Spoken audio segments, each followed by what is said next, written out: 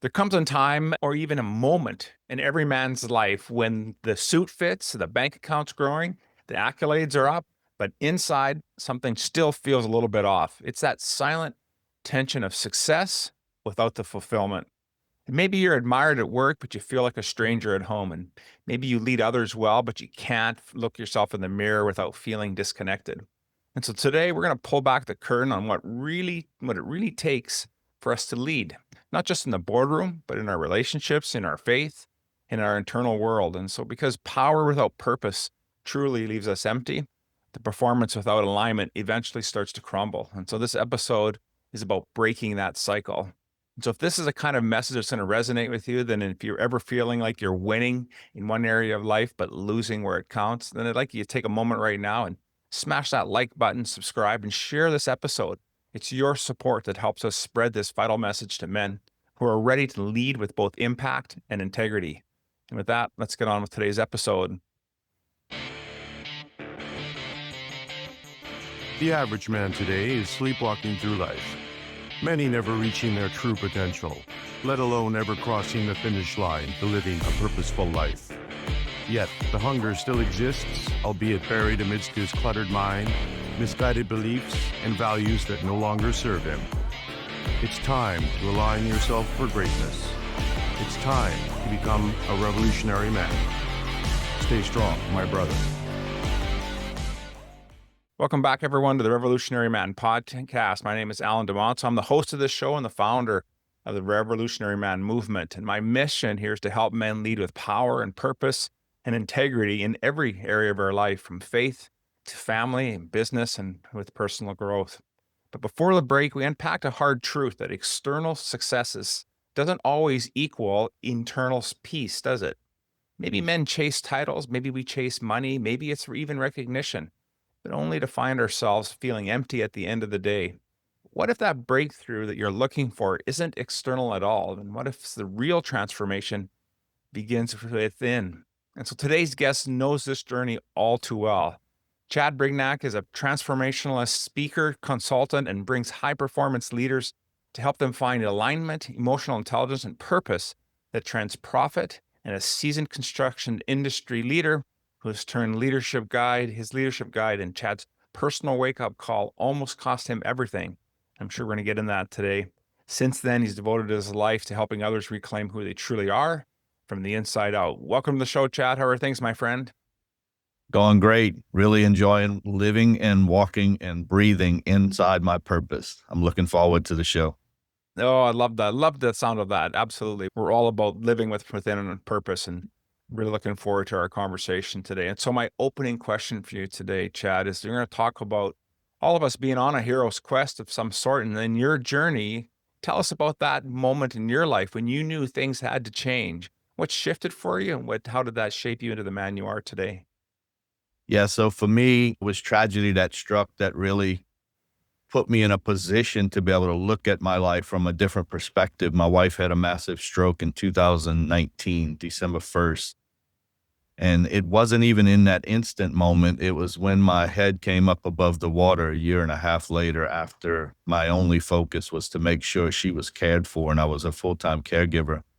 But as I pulled my head up out of the water, I looked at all the things that I had accomplished in business world and all the things that I had built in construction.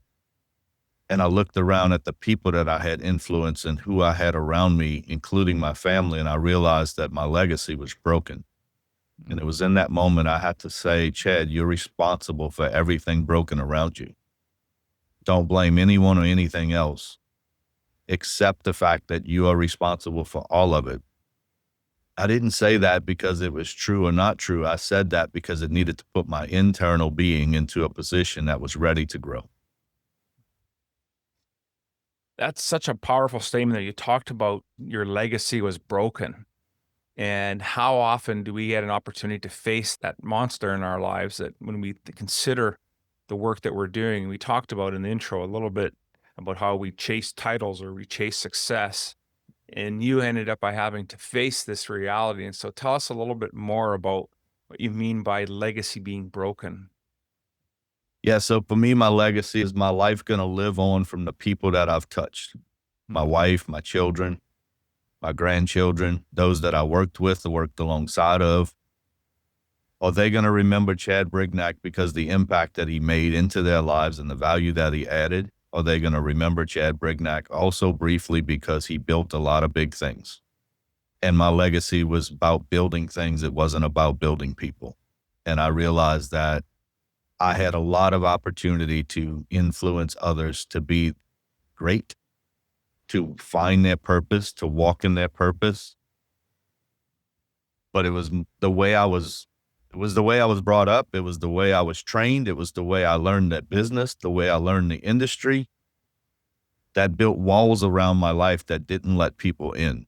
And I didn't know those walls were constructed, and I certainly didn't know I was hiding behind them until this moment when I had to peek over the top and go, my hands have not touched the life the way that I expected them to. And that's what I meant by my legacy was broken. Yeah, it makes so much sense to me, Chad, when you say that. How it rings out very true in my life as well. Building a lot of other things that I felt were important, especially at the time, only to recognize that what was truly valuable and truly important had nothing to do with really business success. It has more to do with the impact I'm making on family and on friends and people that I care about. And so you talk a lot about the difference between looking what outward success looks like and then this inward alignment. So how did you discover, you obviously with your wife's stroke, that was one step in the process. You starting to unpack here for us a little bit about understanding that you were out of alignment. And so how did you start to course correct? Yeah, so the journey began long before that. That was the wake-up call. I had many wake-up calls prior. I actually lost my first wife at age 28. She was 30 years old. She passed away instantly of a cerebral aneurysm. Was remarried about a year later, and we blended our family, which that brought its own events of opportunity for me to transform and grow. But there was a moment in my life where I was in a conversation with a pastor of mine, and the conversation was challenging me to speak differently to people, to change my tone, change my voice and the way that I communicate. And the words came out of me that said, you don't realize I don't even like people. That's not how I really felt. That's not how I thought I felt. But because I was determined that no one was going to ever hurt me, because I was determined that I was going to not care what people thought of me, and I was going to pursue the things that I knew I needed to pursue, provide well for my family, love my family, do things for my family, and be there as a provisionary. I didn't care what others thought of me. I didn't care if they thought my success came with collateral damage. It didn't matter to me what other people thought. And that developed within me. And it doesn't develop for everybody, but that developed within me. The way I protected myself was I started to just not like people. That was the defining moment. And that was about 15 years ago. And that's when the journey really began to go, how could I end up there? Because that's not the heart. That's not the person. That's not who I ever wanted to be. And those words shocked even me. Then the stroke happened roughly 7 years later or so, 8 years later, as I'm on this journey and having challenges from business owners, coworkers, business partners, my wife, who is the extrovert in the environment. And I'm constantly being challenged internally to change how I view people. I did have a shift in that moment to say, I care what people think of me. It's how I process that matters. So it shifted, and I said, I don't want to be the guy that doesn't like people. I want to love people. I want to follow Christ as far as related to people. I want to see people in a new way. That was easy to say, and about a 12-year journey to get to, which is where I am today. And it was in that moment after the stroke when my head came up above the water to go, that has hurt me. I had planted more seeds in that season of my life before I recognized I didn't like people, that I had not done enough to cultivate new seed or plant new seed over the next 12 years, although I was growing on the inside. And it was that openness and vulnerability to say, I'll take ownership of all of it. I don't need to know what happened or why it happened. I just need to know that I'm at fault. Yeah. Because in order for me to plant new seed, something had to change within me. So my process began with just a level of starting to look at vulnerability as a positive thing. Not going to be afraid for people to get close enough to hurt me. I'm not going to be afraid for people to say things that trigger. Do I still get triggered? I still get triggered now. It was how I looked at those triggers. I started a journey to say, okay, if something triggered me, I want to know why. I don't want to react. I don't want to overreact. I want to simply just know why. And when I started to ask the why did that trigger me, and I drilled down into the reason I got triggered, I started to discover the roots of pain in my life that created fear and insecurity and pride and ego. And I would work backwards into those roots. And then I would just ask the Lord to start to deal with those roots, and I would move on to the next trigger. But it's constantly the question of, if something hits me on the inside, my first reaction now is a pause. And there's so much power in the pause. I want to know why. And then I respond out of love, regardless of the trigger, because typically every time it happens, it's never the person that triggered me. It's never the situation that triggered me. It's always something deeper and bigger from my past, or there's something that still needs growth within me. That is so true. I'm just made a note that the power is in the pause. And I think that is it's really truly a powerful remembrance for all of us to recognize that really what you're talking about is truly being emotionally intelligent leaders of ourselves first, foremost, and then having the courage, the confidence to be vulnerable enough to accept that something here is happening. And you're absolutely right. It's very little, if anything, to do with the immediacy of that moment. It has everything to do, most of it to do with what we've processed from lessons in the past. And so being able to help us bring it forward into the present, we can start to deal with things. And I like that you've leaned on faith to also help you take off this burden, because that's what it's truly there for, to help us relieve some of this burden. And so you talk about in your book, bend, don't break. You address this idea of these dynamic families. So let's talk about how that leadership lesson there really helped apply to how you're teaching men and families to lead in these types of environments. Yeah, so it's a play on bend, don't break. It's blend, don't break. Right on. You had it right the first time. Yes, creating your family secret sauce, which now that book is out and I've read it 5 times and I'm on my 6th time reading it. It's going to become a series, Blend, Don't Break, creating your business's secret sauce, Blend, Don't Break, creating your church's secret sauce. I am already working on the outlines for those books. So they'll be coming out over the next couple of years, because the leadership lessons that came out of the book that wasn't intended as we were writing it.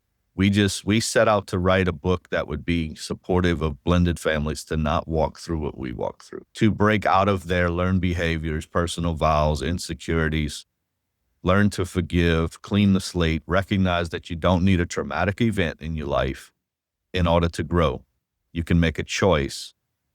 And if you think about it, everybody has faced some sort of trauma, because trauma is your perspective of what happened to you.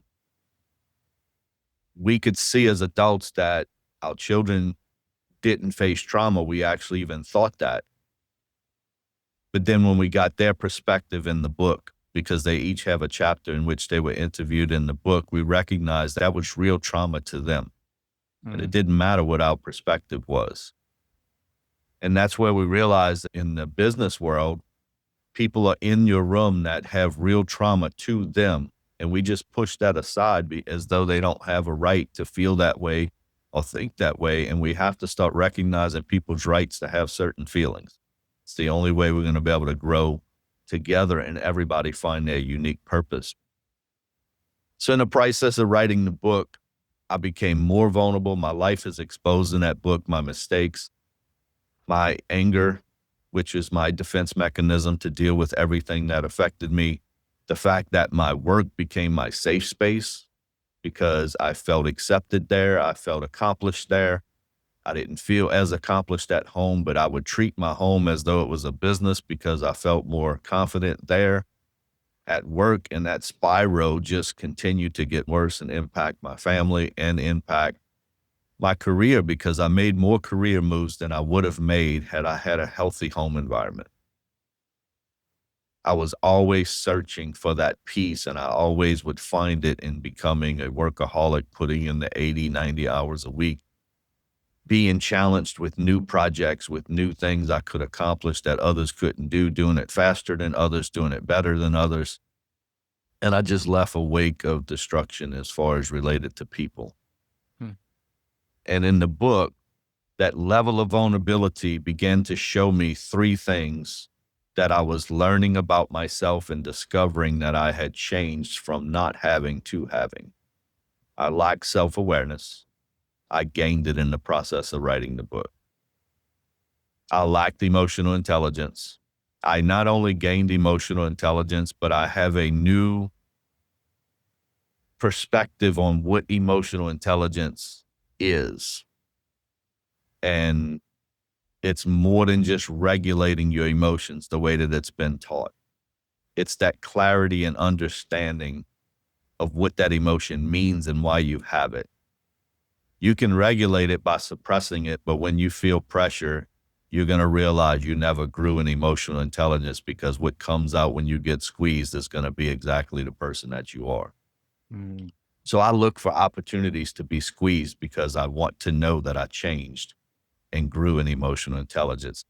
And then finally, compassionate leadership, modeling after Christ, how he walked in compassion. He had a way of communicating with people and showing love first, which gave him opportunity to speak bold truth, and people received it.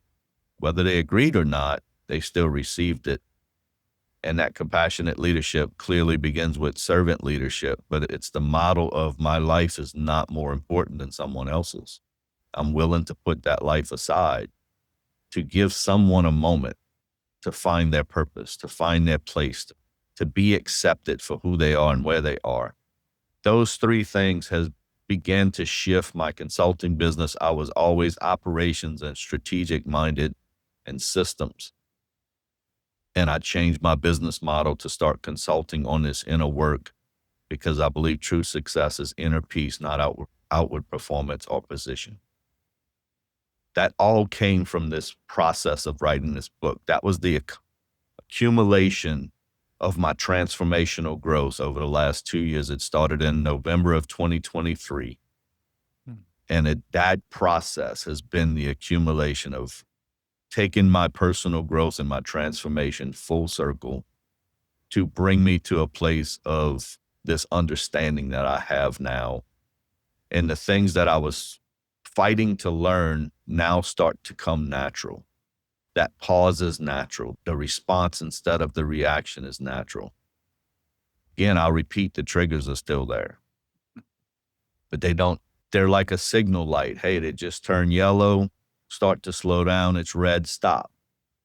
It's not a car crash. It's not somebody throwing a fist at me. It's not the way I used to feel it before, but they're still there. I think that's the key, really that key for growth, isn't it? Is being able to recognize that our ability to grow and change as men isn't about eliminating these things, this part of our lives. We talk in our work a bit of that being the shadow work, these triggers, these things that are happening below the surface for us. And we don't want to address it. But if we willing to have the courage and have that vulnerable confidence that you talk about as well, and lean into that, we can start to have different mechanisms to deal with that. And it's obvious through hearing your story that you've been able to transition that from something that was a reactive state to being much more of from a pause and be able to respond in a way that makes more sense. And so through that journey, though, you must have recognized that there were some blind spots that you had, and maybe now in your consulting work, maybe there's some patterns or some common blind spots you're seeing with other individuals. And let's talk about those for a couple minutes. Blind spots I still have. Blind spots I'm going to have, I believe, the rest of my life. I have my second book coming out called The Visionary Storm, and we reference blind spots. They come in two ways. We got to look in the mirror to reflect on ourselves. But even when we look in the mirror, just as we're changing lanes in the car, there's certain, unless we navigate for forever trying to find every spot, we're going to miss a spot, and we have a potential to not see a car or a motorbike, which is smaller, on the side of us when we change lanes. But if we spend too much time in that mirror, we're not looking forward, so then we can rear end something in front of us. That's how our life is. So for me, that's the first way of blind spots. And then for me, I reflect long enough to gain growth from it. I reflect long enough for it to serve a purpose in my today. And then I don't ever use it again. From that reflection, though, I recognize that even though I reflected, I still may have missed something. So this open and vulnerable life is that when I do say something that comes off wrong, or it's different from what I believe I grow past, I hear it now. I feel it. I sense it. And then I let others in. So I let anyone in my world, stranger or known, impact my life and show me my blind spots. And I don't take anything that's said back to me personally. I take it as help. I take it as an opportunity to grow. So right now, there's certain things my wife does that I still revert. I want to revert back to that anger thing. And that's a blind spot for me. I'll get a question that catches me off guard, and I'll nowhere near snap back the way I used to, but there's a reaction that I'm like, okay, that's not you. And I'll go to her and I'll say, what I just did, how did that? And because it's so much better, it impacted her less, but it still impacted her. Yeah. I was at an environment, and this is a good story for this, and a lady was frustrated picking up her service, what she expected to get. The people that I was with, they were helping her the best they possibly could, but she was miserable. And it showed in the attitude. And it culminated with her saying, y'all have an amazing day. And we say, you too. And she goes, I won't. And I recognize, okay, that was in sarcasm when she said, have an amazing day. And she's really determined in her life that she's not going to today because this event derailed her life a little bit. Yeah.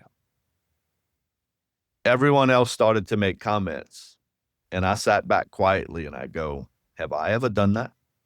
Did I ever act like that? And if I'm going to stand here today and say she doesn't have a right to act that way, why did I have a right to act that way in the past? And how do I avoid doing that again in the future? So that's what I mean by everyone impacts my life. It doesn't matter if it's a good situation or a bad situation. I'm looking for the opportunity to not pinpoint that person out or look at that person in a way, but let that person show me. Yeah.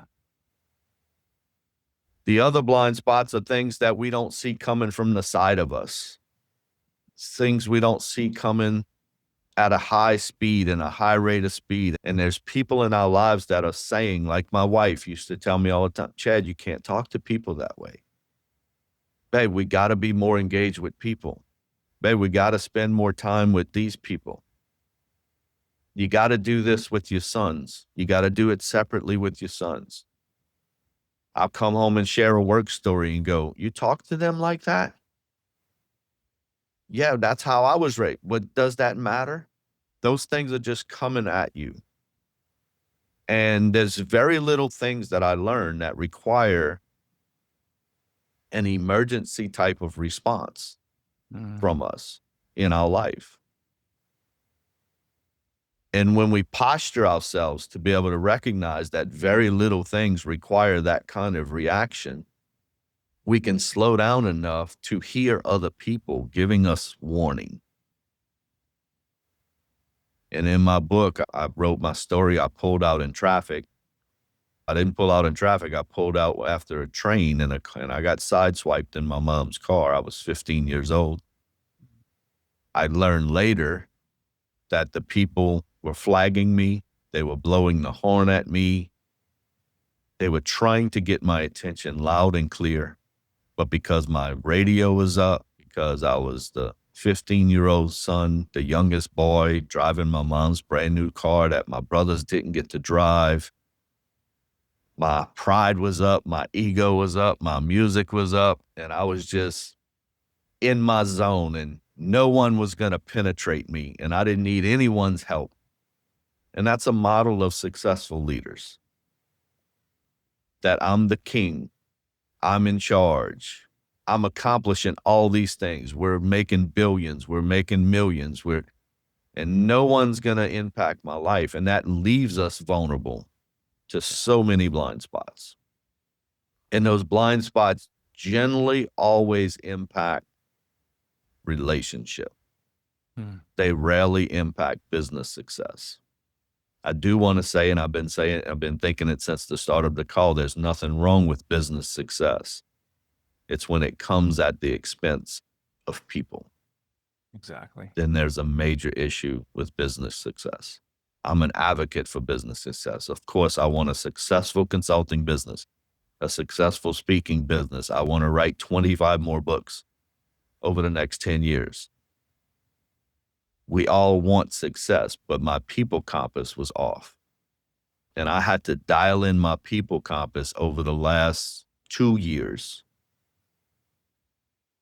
Transformation began long before that, but over the last 2 years, I had to get really serious and dial in my people compass. And the way I did that is to put aside business success. It had no value for me whatsoever.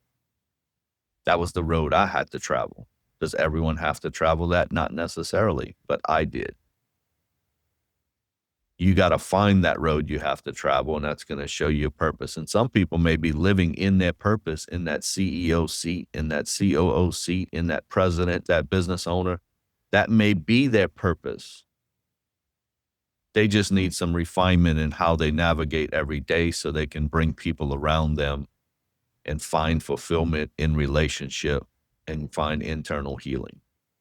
So everyone's journey is different, but the outcome of inner peace is the only real success.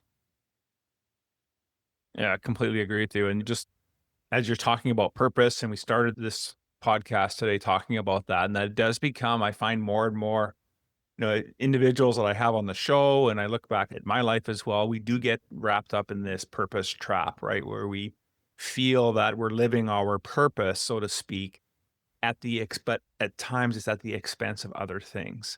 And you can still be in purpose. And I like how you're framing this for us, that we can still be in purpose and still refine and recognize that there are other things that are just as important to help us, because that's where the fulfillment resides. You may be living the career or the piece of your life, and maybe even at your purpose is, let's flip it on the other side. Maybe your purpose is all about just being a parent.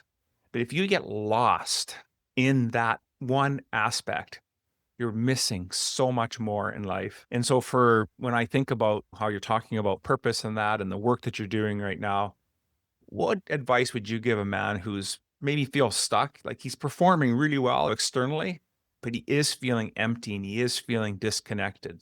What would be that advice you'd give him?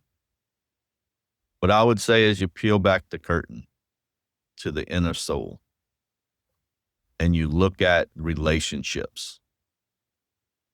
Take away all the business accolades. Just look at your relationships.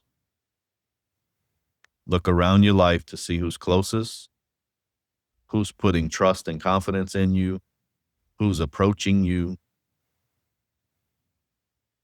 And based on what that, you'll know how much influence you've gained with people around you.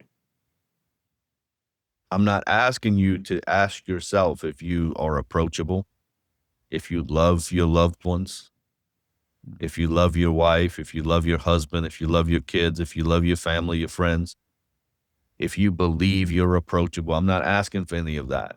I'm asking you to actually pull back the curtain and see if these people are receiving those things, if they are coming to you, if I tell a story that Amazon can deliver a package and set it outside the door, but if I never open it, I could send it to one of my children, but if it sits outside the door and they never get it and open it, it's not received. So I sent so much love my family's way, Hmm.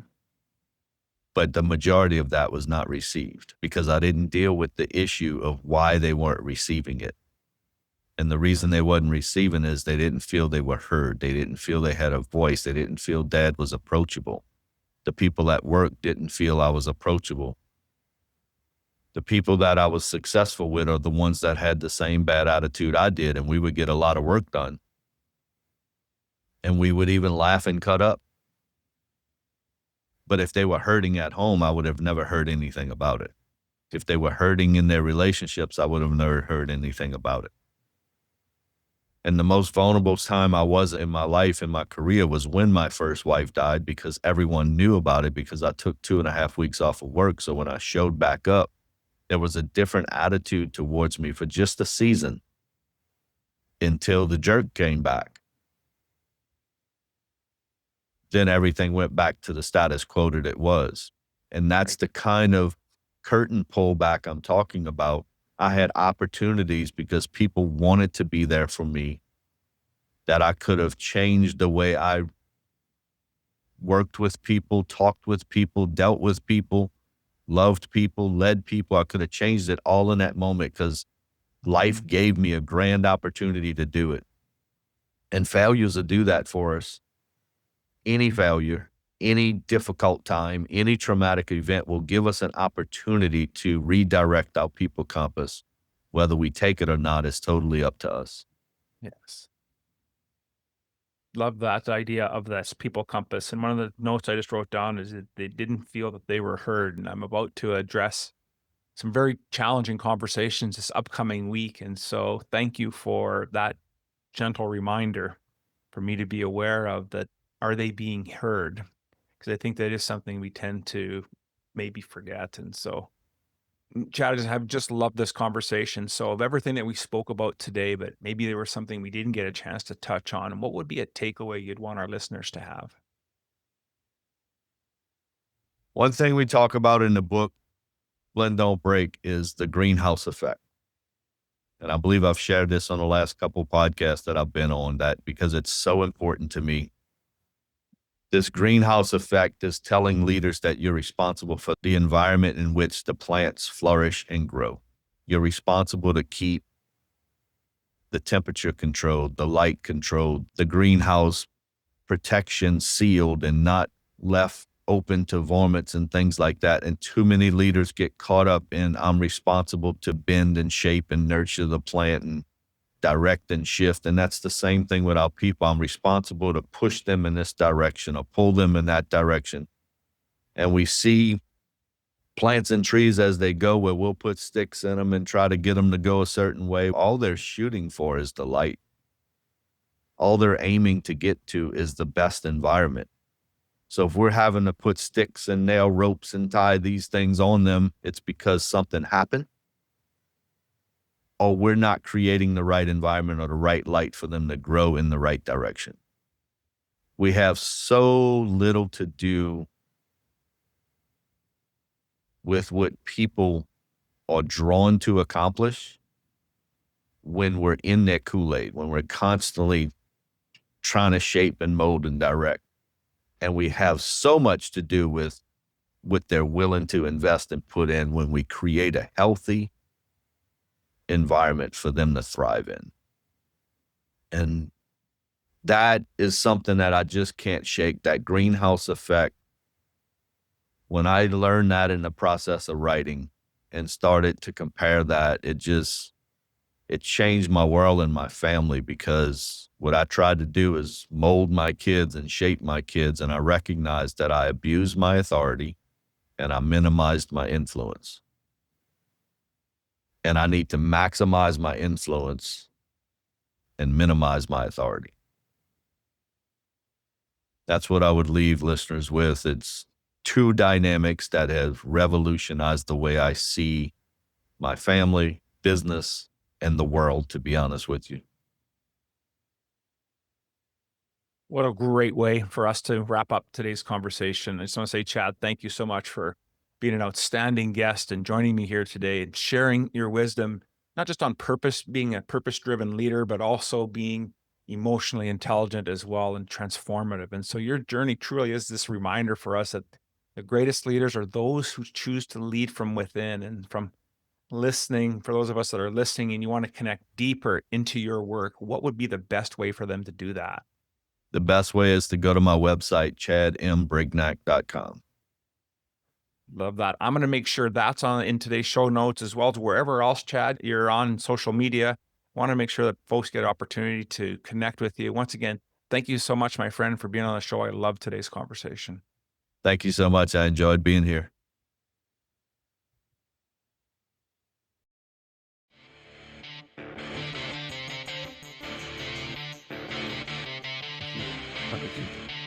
Thank you for listening to the Revolutionary Man podcast. Are you ready to own your destiny? To become more the man you are destined to be? Join the brotherhood that is The Awakened Man at theawakenedman.net and start forging a new destiny today.